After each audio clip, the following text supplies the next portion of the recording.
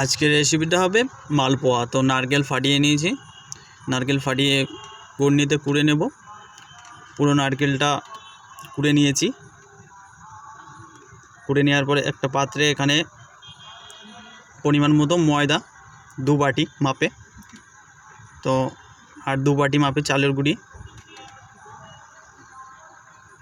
আর 1 বাটি মাপে সুজি, এগুলো দিয়ে ভালো করে মেখে নেব।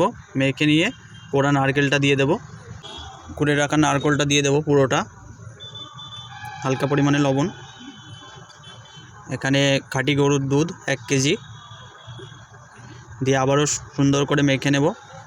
বাড়ি খাঁটি নলেন গুড়, সব কিছু দিয়ে সুন্দর একটা ব্যাটার বানিয়ে নিয়েছি। এদিকে তেল দিয়ে দেব কড়াইতে। তেল গরম হয়ে আসলে যে কোনো একটা পরিমাণ মতো নিয়ে তেলে ছেড়ে নিলেই রেডি আমাদের মালপোয়া। দেখুন একদম কত সুন্দর লাল লাল ভাজা হয়েছে, বেশ সুন্দর লাগছে দেখতে, খেতেও বেশ দুর্দান্ত হবে। তো আবারও সেম তোমাদের একইভাবে বানিয়ে দেখাবো।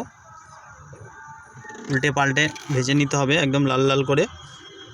তো আমাদের রেসিপিটা কেমন লাগলো অবশ্যই কমেন্টে জানিও। লাইক কমেন্ট শেয়ার করে ফলো করে আমাদের পাশে থাকুন নতুন নতুন ভিডিও দেখার জন্য।